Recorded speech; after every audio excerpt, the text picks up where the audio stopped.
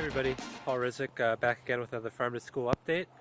And today, as I turn the camera around, we're going to do something I probably should have done a long time ago. We are going to weed this whole area.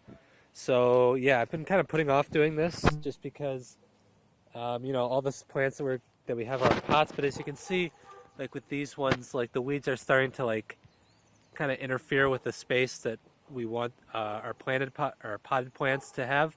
So I'm just going to kind of pull out everything and go from there. Also, pretty much all the plants are in the same shape as they were last week, with one exception.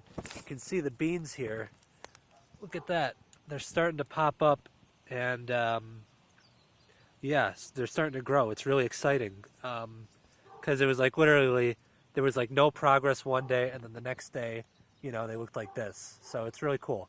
And yeah, we'll talk more about these maybe in the next couple weeks when they really start to pop up. But yeah, just know that stuff is happening. Moves are being made. So very cool. All right. So weeding is important, especially when you have plants that are in the ground. So kind of unlike our situation, just because, weeds are plants too. And there's only a finite amount of resources and nutrients that a plant can get from the soil. So if all the nutrients are going into weeds, they're not going into your plants. The same goes with like space and sunlight. There is kind of a competition for plants to get a lot of resources, and so the fewer weeds you have, the less competition there is for your actual plants, and the better they'll grow. So in order to get weeds, you kind of have to get at their roots. So you have to really get down low here. I'm wearing gloves just because these things are kind of prickly, but you have to get really down low and just like twist and make sure you get the whole root system here. A lot of the times people will use trowels or like other kinds of tools just to like help them get down lower and make sure that the plant is totally uprooted. Because if you leave the roots in and only like take the leaves out, the weeds can just regrow from the roots. So it's important to get the whole plant out when you're weeding. And so I'm going to repeat that for this whole thing, and I think the garden will look a lot nicer once we're done. All right, so as you can see, it looks a lot cleaner, just this whole garden area, because all the weeds are gone now. And I stacked them all in this little pile here. And our work is not done yet, because if I just leave this pile as is, most of the plant matter will just kind of decompose, and then, not all, but some of the weeds will reestablish themselves and just start growing again. So I'm going to move these, I think, over yonder, far away from the garden, just so the plant matter can still be recycled, and,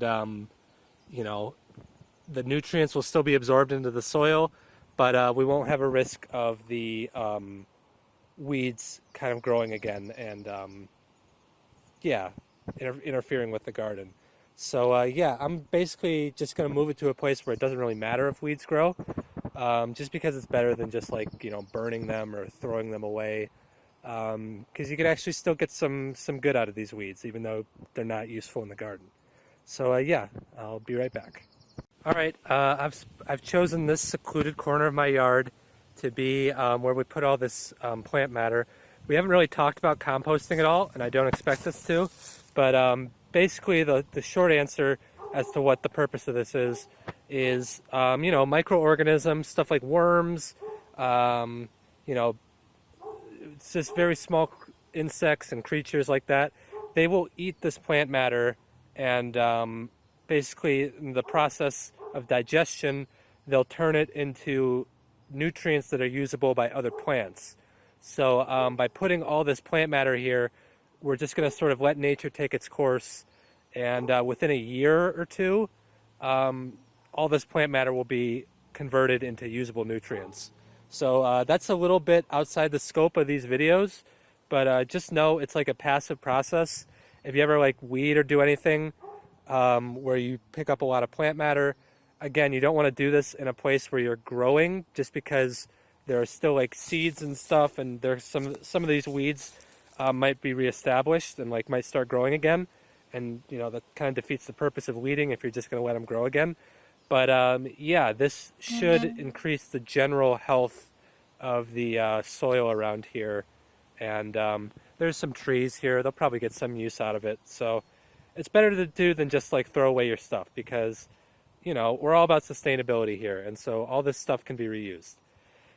Anyway, that's going to do it for me for this week. As always, you can email me. My email is just paul.rizik@prescottschools.com if you have any questions or comments.